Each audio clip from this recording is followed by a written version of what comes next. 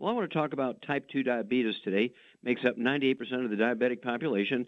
It's a simple nutritional deficiency disease. It's not genetic in any way, shape, or form, although medical doctors will tell you that it is genetic. There's not much you can do but manage it. That's an absolute bald-faced lie.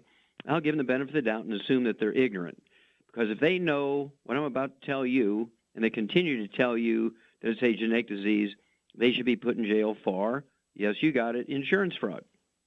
Because they're billing your insurance company for something that is preventable and reversible. People say to me, I've got everybody in my family's got type 2 diabetes. Well, it's not genetic. It's a simple nutritional deficiency. And by proper supplementation, I can legally say you can support and promote maintenance and repair of the metabolism of your carbohydrates and fats and sugar at the cellular level. You can support and promote healthy blood sugar levels, right? Now, elevated blood sugar is not diabetes. It's a symptom of diabetes. And so you can do a pretty good job of managing your blood sugar and keeping it down, below 100 with medications. But you're still going to go blind. You'll still get your feet and legs amputated. You'll still die 10, 15, 20 years early because diabetes is a much deeper problem that has other, manifestations.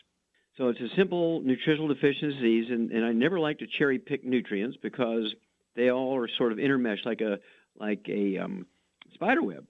Out there in the morning, you see the dew on the spider web. You pull one strand of the spider web, and the dew falls off of all the strands of the spider web. It's a very simple disease, and of course, I do like people to dampen down their inflammatory foods. You got to stay away from fried foods.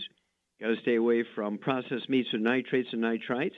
Got to stay away from oils. That means margarines, mayonnaise, salad dressings, cooking oils. I don't care if it's extra, virgin olive oil or coconut oil. You got to stay away from it because it inflames the cell surfaces. And the cells lose their ability to recognize the language or the communication from insulin. That's part of the problem. When you have type 2 diabetes, you got to help support a recommunication between the cell walls and the insulin. People with type 2 diabetes oftentimes will make as much as 10 times more insulin than a non-diabetic. So it's not a lack of insulin. It's a lack of communication between the insulin they make and the cell walls. So we got to eliminate that inflammation that causes damage to the cell walls. Then, of course, there's a certain percentage of people who will also have gluten intolerance. So according to Mayo Clinic, something like 30% of Americans, one-third of Americans, 115 million Americans are gluten intolerant. So let's say in your area where you live, there's very little of these minerals that are necessary to prevent and promote healthy blood sugar levels and promote healthy metabolism of carbohydrates and fats and sugars at the cellular level. Let's say you only have 10% of the minimum daily requirement of these minerals and other nutrients in the soil in your area. Without supplementation, you're not going to get up to 100%. So let's say you get 10, 15, 20%, and not enough for you just to die suddenly, but because these nutrients are also necessary for healthy heart function. But let's say then you don't supplement. Well, you're only going to get 10% of these nutrients you need to, again, support healthy blood sugar levels, to support healthy metabolism of carbohydrates, fats, and sugars at the cellular level. So let's say a supplement. You're guaranteeing you're going to get these things that you need in optimal amounts, like we do in dog food. I mean, why don't you at least supplement your diet to the point where we've done dogs? We've eliminated type 2 diabetes in livestock and laboratory animals and pet animals with nutrition. And this is not a new thing. Okay, this has been around a long time, and we're talking 56 years. We've known this for 56 years, that type 2 diabetes is totally preventable and totally reversible through a dietary change and nutritional supplementation. So I urge you to get a hold of that book, Hell's Kitchen, and the book Hell's Kitchen will cover what to do about it once you're diagnosed with it, or be like me, and guess what?